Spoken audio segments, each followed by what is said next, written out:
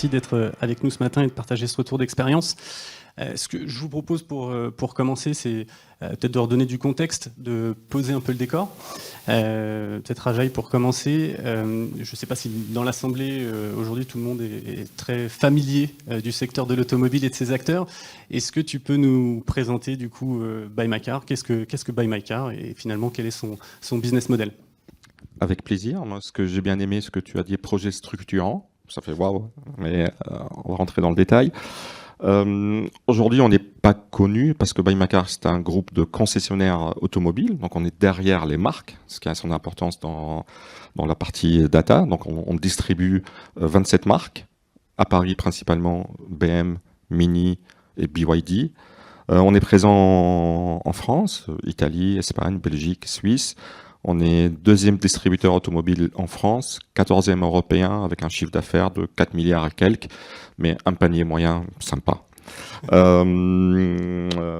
Qu'est-ce que je peux dire aussi sur Buy My Car? Buy My Car fait partie d'un plus grand groupe qui s'appelle Cosmobilis. Dans ce grand groupe, on a envie de passer de l'automobile à l'automobilité. Donc si vous n'avez pas le permis, vous pouvez venir chez nous pour... en voiture Simone, donc auto-école en ligne. Si vous voulez louer de votre véhicule, on a UCAR, donc location 1 jour, 2 jours, etc. Abonnement de 1 mois à 1 an, on a UCAR+. Et si vous voulez acheter un véhicule, bien sûr, chez Buy My Car. Très bien, merci. Est-ce que tu peux nous parler peut-être un petit peu plus du business model, rentrer un peu plus dans le détail et voir à quel moment est-ce que ça implique justement de la collecte de données? Oula. On a 3 métiers, donc principalement la vente de véhicules neufs et occasion, et les ateliers, la réparation. Il faut savoir que les ateliers chez nous, c'est ce qui permet c'est 50% de chiffre d'affaires, et c'est ce qui permet de couvrir les frais fixes de l'entreprise. Les marges dans l'automobile sont les meilleures, font 5,5. Donc c'est pour ça qu'on fait pas trop de remises et que c'est pas péjoratif de dire on est vendeur d'automobile. Aujourd'hui, on est, comme je l'ai dit, on est derrière les marques. Donc, vous savez pas que vous êtes chez Buy My Car parce que vous êtes chez BM, Mini à Paris, etc. C'est quand vous signez le bon de commande. On a 27 marques dans le groupe, qui veut dire on a à peu près 7 ERP différents, autant de CRM différents. Et comme Jean Arnaud, moi, mon travail, c'est de centraliser tout ça pour une raison toute simple. C'est que pour la concession, c'est une perte d'avoir perdu un client BM. Mais moi, si je le récupère dans une autre concession, Buy My Car Audi, moi je suis heureux. Donc cette vision centrale de la donnée est extrêmement importante pour nous, principalement pour la fidélisation. Ok, très bien, merci. Donc si je comprends bien, il y a donc différents canaux de collecte et également du multimarque. C'est quoi concrètement l'impact? Quelles sont les problématiques que tu rencontres à travers ces sujets-là? Et bon, est-ce que tu peux nous préciser peut-être le circuit de la donnée et quels sont les enjeux que tu as autour de la data? Et en fait, la problématique, c'est qu'avant, il n'y en avait pas. Mais quand on a voulu, j'ai la chance d'avoir le CRM chez moi, donc quand on a voulu faire des campagnes automatisées et autres, et là on se dit, oula, la qualité de la donnée n'est pas là. On dépend des ERP. Il y a certains ERP, je ne veux pas citer les marques, mais il y a un seul champ pour nom-prénom. Donc après, les constructeurs, par exemple, peuvent changer la civilité. Il y en a d'autres qui suppriment la civilité. Nous, on récupère des données qui sont plus cohérentes dans notre CRM. Donc l'activation est un peu compliquée. Il y a des données qui sont saisies directement dans les ERP. Il y a des données, donc on récupère dans Salesforce.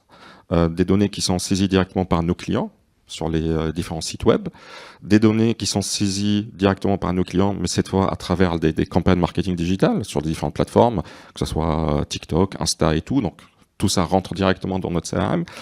Des données qui sont saisies par des comparateurs en marketplace, comme la centrale, le Bon Coin. Et là, pareil, la donnée brute, comme elle est saisie, rentre dans notre CRM.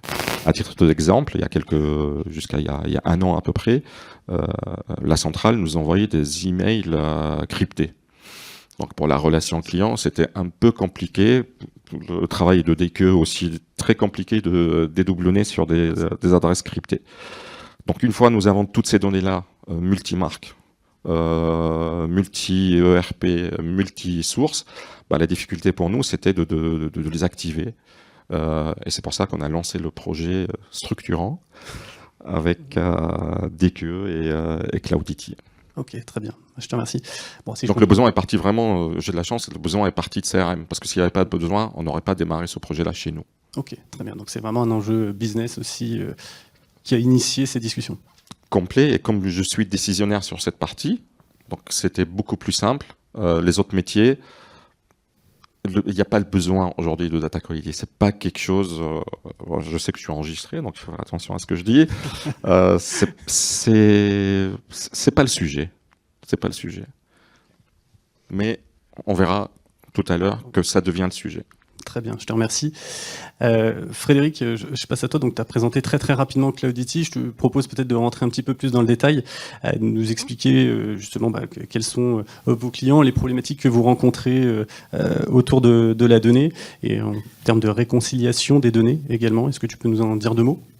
Oui, donc c'est un sujet qu'on rencontre, j'ai envie de dire, systématiquement, mais un petit peu comme on l'a évoqué depuis ce matin. En tout cas dans notre prisme, nous, d'intégrateurs Salesforce, qui est pas au cœur, en tout cas principalement au cœur des préoccupations dans nos échanges et les phases d'avant-vente. Nombreuses fois, on discute avec des clients, des prospects dans un cadre d'un projet CRM ou marketing. Et c'est vrai que je pense qu'il y en a pas mal d'entre vous qui ont déjà vu les démos fantastiques de Salesforce qui donnent des étoiles dans les yeux. Donc on est beaucoup sur la fonctionnalité par la valeur, et finalement en fait le sujet de données il est un peu écarté ou pas trop occulté, et nous on essaye effectivement de le mettre aussi annexé au projet CRM, parce qu'on aura beau délivrer la meilleure des solutions avec le meilleur éditeur, voilà, si la donnée n'est pas fiable, il y aura toujours un effet déceptif ou ça va être un frein pour l'adoption. Donc c'est un sujet qu'on rencontre systématiquement, mais qui est pas le sujet que nous on adresse principalement en direct avec nos clients. Et c'est souvent malheureusement quelque chose qui devient un frein, une contrainte à l'usage. Là où du coup on essaye avec certains clients de profiter parfois, on s'est évoqué tout à l'heure, du projet CRM pour intégrer une dimension data quality, et c'est là où les solutions DQE qui se pluguent sur le CRM vont permettre de quelque part de gérer ce sujet-là, pas dans la globalité du SI, mais au moins sur ce que nous on est en train de délivrer pour nos clients. C'est bien si ce sujet-là s'inscrit dans une roadmap globale de données de qualité de données, mais en tout cas on va pouvoir essayer de l'adresser tant que faire se peut dans le cadre d'un projet CRM, éviter l'effet déceptif et que a posteriori les utilisateurs malgré toutes les belles promesses puissent rencontrer des freins au business parce que la donnée n'est pas bonne. Donc voilà, on le rencontre tout le temps avec un aspect qui va être très différent à chaque fois, parce qu'en fonction des clients, si on est dans un cadre B2B, B2C, si effectivement il y a plusieurs entités, marques, si la donnée du SI est très fragmentée, s'il y a une cartographie applicative qui est riche, s'il y a énormément de points d'acquisition de la donnée, comme chez Buymacar, vous l'avez compris, ça peut arriver vraiment de tous les côtés, je dirais, sur des points de vente, sur le web, il y a des partenaires. Ça devient tout de suite quelque chose qui est critique, et c'est un peu la pelote de laine, c'est-à-dire qu'on va rencontrer un problème, on va tirer, on va essayer de remonter à la source, et puis en fait on va là se rendre compte que il y a quelque chose de structurant à mettre en place pour les bénéfices du projet. Donc ça fait partie de notre quotidien, nous en tant qu'intégrateur CRM également, et donc c'est quelque chose sur lequel on doit nous sensibiliser nos clients pour qu'il y ait des actions qui soient entreprises dans le cadre de nos projets en parallèle, pour qu'on ait un maximum d'adoption et puis de ROI aussi sur les projets CRM. Merci pour ces précisions. Ce que je comprends en tout cas, c'est qu'il peut y avoir de la résistance, mais que c'est toujours un enjeu business. Peut-être pour passer sur la deuxième partie de ce témoignage. Donc Raja, il nous a décrit la situation en amont, quels étaient les enjeux, la raison de la difficulté d'avoir de la data qualifiée et unifiée. Frédéric, comment est-ce que vous y avez répondu de manière vraiment opérationnelle, peut-être rentrer dans le détail, donner un peu plus de retour précis, et par où est-ce qu'on commence en fait sur ce type de problématique client dans un contexte comme Buymacar? Donc effectivement, quand on arrive à avoir dans nos échanges et dans nos projets avec nos clients le sujet data, une prise de conscience qui doit être adressée pour bonifier tout ce qu'on va délivrer, y a une démarche qui est assez classique. On va commencer par une phase d'audit qui peut être rapide, mais quand même l'idée c'est de bien comprendre un peu tout ce que Raja a expliqué, c'est d'où vient la donnée, quels sont les canaux d'acquisition, de cartographier aussi là où elle est, qui l'utilise, à quelle finalité, la gouvernance par rapport à ça. Ça permet deux choses. Ça permet d'avoir une vue globale et une feuille de route Et après, par contre, il y a deux options possibles. Soit on a un projet data ambitieux, on a parlé tout à l'heure de MDM, de choses comme ça, et donc c'est important d'avoir cette vue globale et peut-être une feuille de route. Mais il y a aussi dans cette phase d'audit la capacité d'identifier les pain points business et d'identifier aussi les quick wins pour avoir une démarche qui repose plus sur des quick wins et pouvoir, dans le cadre du CRM, là on a déjà pas mal de données clients, résoudre un certain nombre de problèmes et puis bonifier les usages qu'on va faire déjà dans le CRM. Donc cette phase d'audit permet vraiment d'avoir la vue globale et d'identifier la méthode qui reposera sur des quick wins pour démarrer. Et après, voilà, il faut prendre les solutions qui sont adaptées par rapport aux besoins clients, qui vont être adoptées, qu'on va pouvoir facilement mettre en œuvre. Et là, dans le contexte de Buy My Car, avec l'écosystème digital et Salesforce, DQ s'inscrivait bien technologiquement sur ce paysage-là, quoi. J'ai juste oublié de préciser quelque chose. J'oublie beaucoup de choses. Vas-y. C'est que nous travaillons avec Salesforce, mais sur deux CRM différents. Donc le Salesforce classique et puis la verticale Automotive Cloud. Et c'est pour ça qu'on utilise DQE sur la partie B2C classique, mais aussi sur la partie en live et en batch sur le B2B, qui est un élément extrêmement important pour nous. La moitié de notre business, c'est en B2B. D'ailleurs, nous avons une cellule Buy My Car for Business. Si vous cherchez des flottes automobiles multimarques, vous pouvez me contacter. C'est ça le point important que tu avais oublié. C'était ça. Business. C'est toujours un beau moment de faire un peu sa publicité. Bon, c'était la question que j'avais justement juste après. On voit le projet Data Quality, donc c'est ce que tu l'as dit, c'est rarement un projet, on va dire, Big Bang. Justement, sur les quick wins dont parlait Frédéric, c'est quoi les priorités qui ont été identifiées ? Sur la première partie qui me concerne, donc qui a permis d'initier ce projet, c'est la relation client. C'est tout ce qui est marketing, automation et tout. Et comme je dis, si je laisse la relation pilotée par le local, lui, il va perdre son client BM, il va continuer à lui envoyer des mails, etc. Sauf que ce client est déjà chez moi sur une concession Audi, où moi, je peux pas me permettre de contacter un client qui vient pas à l'après-vente, parce que j'ai une vue locale, mais en fait, il est juste venu à l'atelier qui est à 50 km. Donc, j'ai besoin d'avoir ce fameux golden record sans forcément écraser la donnée appartenant au local, parce qu'avant tout, il est client et il faut qu'on fasse du business aussi au niveau local. Donc, c'est la première partie, c'est unifier, avoir un RCU qui est aujourd'hui chez nous dans le CRM pour pouvoir contacter les clients et surtout les fidéliser sur la partie après-vente. Et sur la partie B2B, c'est de récupérer les données entreprises, les filiales.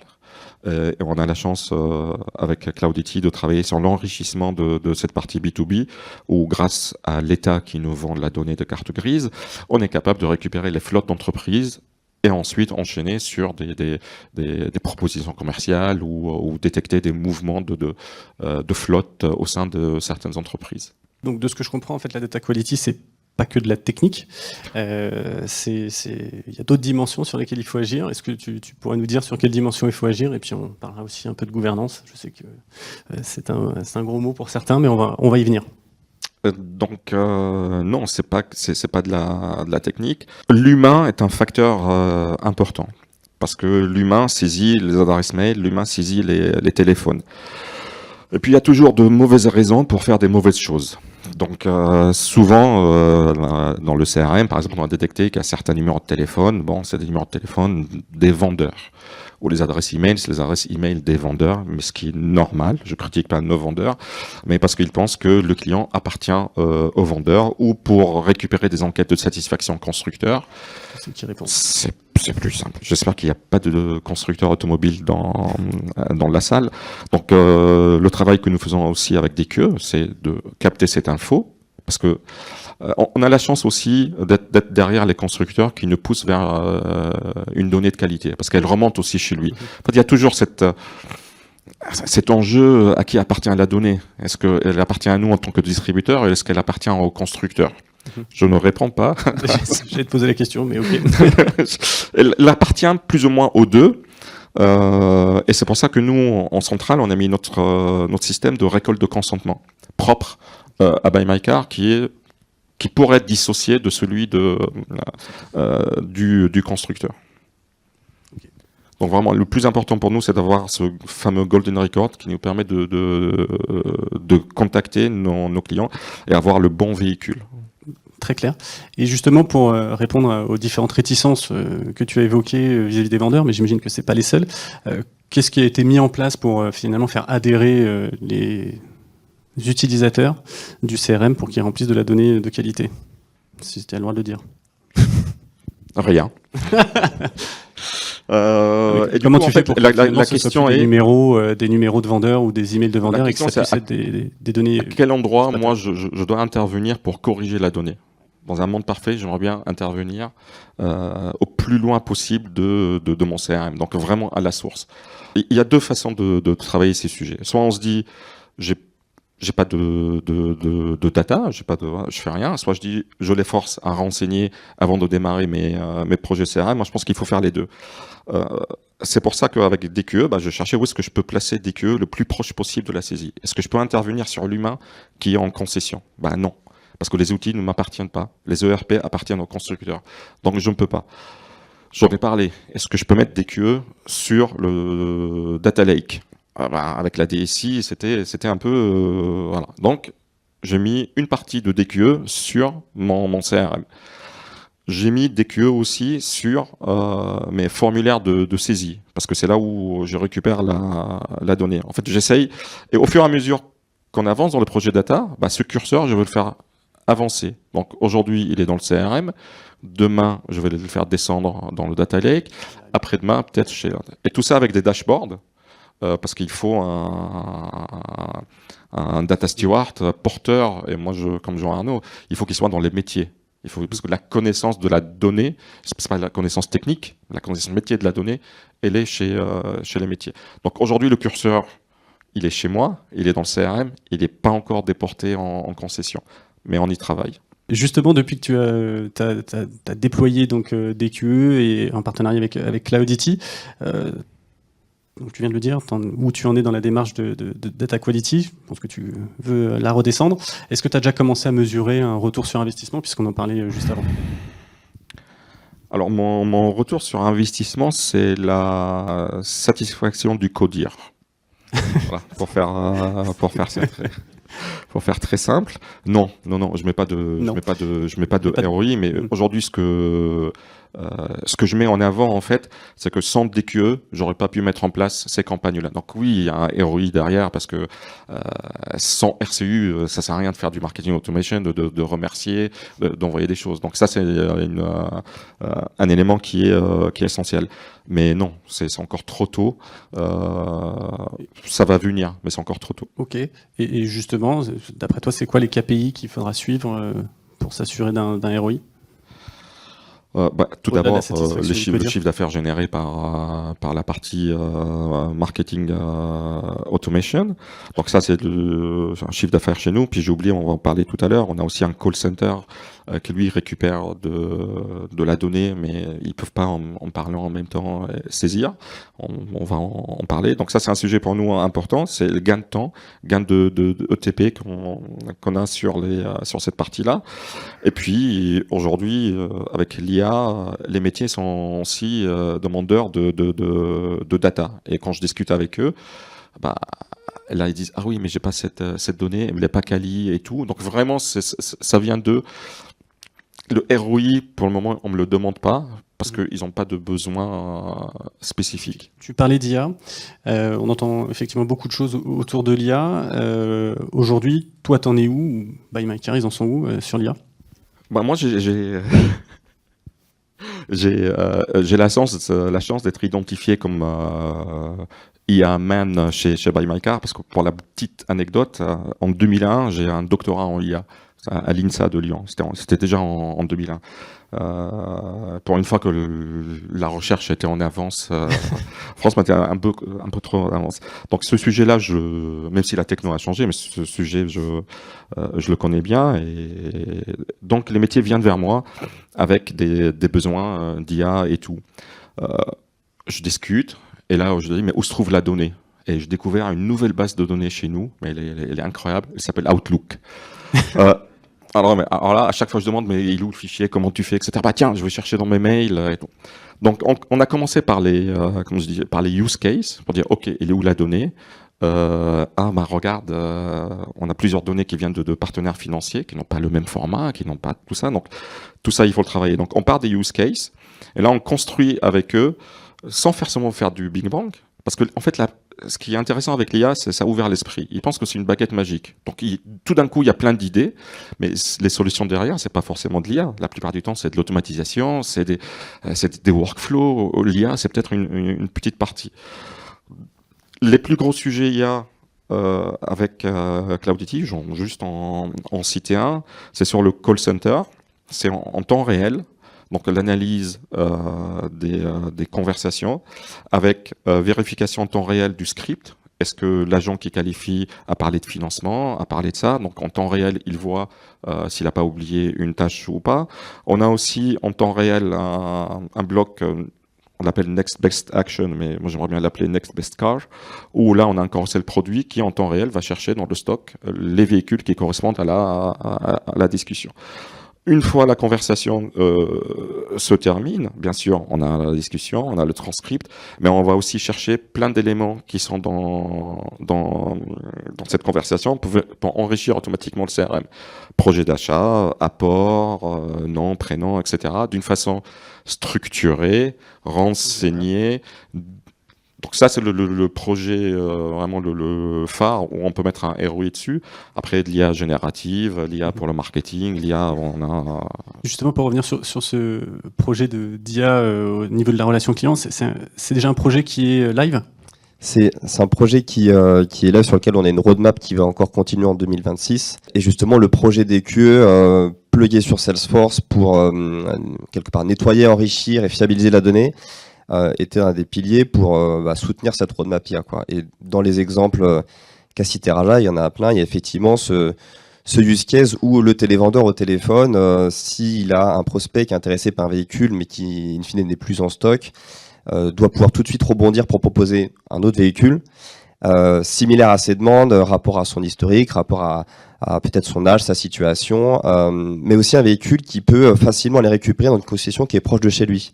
Donc on voit tout de suite sur ce use case-là, par exemple, que si on a des adresses postales qui ne sont pas les bonnes ou pas fiables, ça va pas permettre de bonifier l'IA sur ce type de use case. Donc c'est un exemple, il y en a beaucoup sur vraiment tous les cas d'usage IA qu'on a identifiés. On voit bien le lien avec toute la fiabilisation des données et des règles qu'on a mis en place avec des queues avant de démarrer. Et donc on a commencé à adresser cette roadmap IA tout en faisant le projet des QE, qui a été très rapide, parce qu'on l'a fait en 1 mois et demi à peu près. Nous, Cloudity, on est dans le cadre de nos projets autour de Salesforce très souvent confrontés à travailler avec d'autres partenaires qui ont des connecteurs. Et voilà, il y a des retours aussi très positifs des équipes sur la collaboration avec des queues. C'est pour ça que nous, c'est vraiment un acteur sur lequel on peut se reposer sur ce sujet-là et qui est important, comme je disais au début, pour qu'il y ait une satisfaction infinie sur ce qu'on délivre. Dans le cas de Buy My Car, on a été très vite pour mettre en place ça. Il y avait quand même une réflexion en amont qui avait déjà été aussi menée par des queues, par Buy My Car, sur c'est quoi nos pain points, c'est quoi les règles qu'on met en place, qu'est-ce que c'est un golden record chez Buy My Car, quand est-ce qu'on veut fusionner des contacts, quand est-ce qu'on ne veut pas, parce qu'on a besoin de garder l'historique. Donc toute cette phase-là de réflexion étant menée, le projet de mise en œuvre sur une partie technologique a été très rapide, et on distingue bien effectivement le projet qui permet de mettre en place et d'exécuter les règles et des queues sur l'ensemble des données, du aussi la partie, on va dire, run, où on va pouvoir, au fil de l'eau, fiabiliser la donnée au fur et à mesure qu'elle arrive dans Salesforce. Donc ça a été un socle important pour démarrer sur l'IA, sur tout un tas de use cases, et on voit bien que l'IA aujourd'hui révèle aussi des pain points sur la donnée, et donc fait prendre conscience aussi, encore plus à nos clients, de traiter ce sujet-là avant de démarrer l'IA. Mais voilà, encore une fois, avec une approche quick win, on peut démarrer une roadmap IA tout en enclenchant aussi des sujets avec des outils comme des queues pour fiabiliser la donnée. Et puis juste une petite remarque sur les campagnes, parce qu'on fait aussi pour nous, la voix ou les appels, c'est aussi un canal de communication. Donc dans le CRM, on a des campagnes d'appels sortants. où là on utilise des QE pour éviter de perdre du temps sur un numéro de téléphone qui est inexistant ou qui ne pingue pas ou qui est éteint depuis X temps, etc.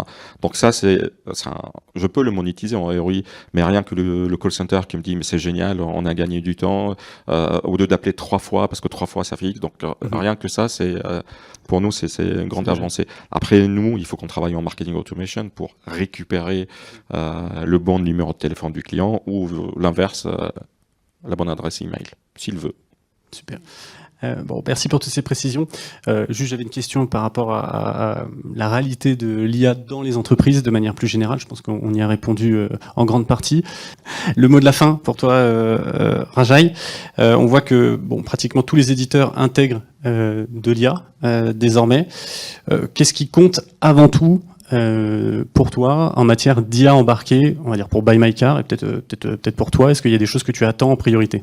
La consommation de l'IA peut se faire de différentes façons. Soit on la consomme effectivement dans les outils, soit on va dans l'IA, on la consomme directement en allant dans les LLM, en allant, etc. Soit on peut la consommer intermédiaire avec des API, soit on la met chez nous. Moi, à titre personnel, je préfère quand elle est embarquée dans les outils, parce que quand je discute avec les métiers, je veux dire, mais aujourd'hui, ça sert à rien que je monte un gros projet IA, utiliser Copilot pour Outlook.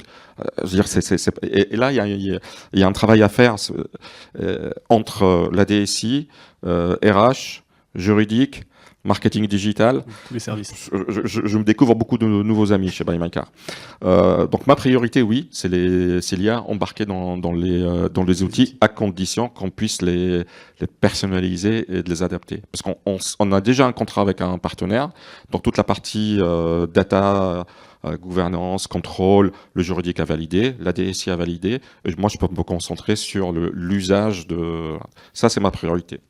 Très bien. Eh bien, écoutez, ça sera le mot de la fin. Merci beaucoup. Merci à tous les deux. Merci. On peut les applaudir. Merci pour l'invitation. Merci.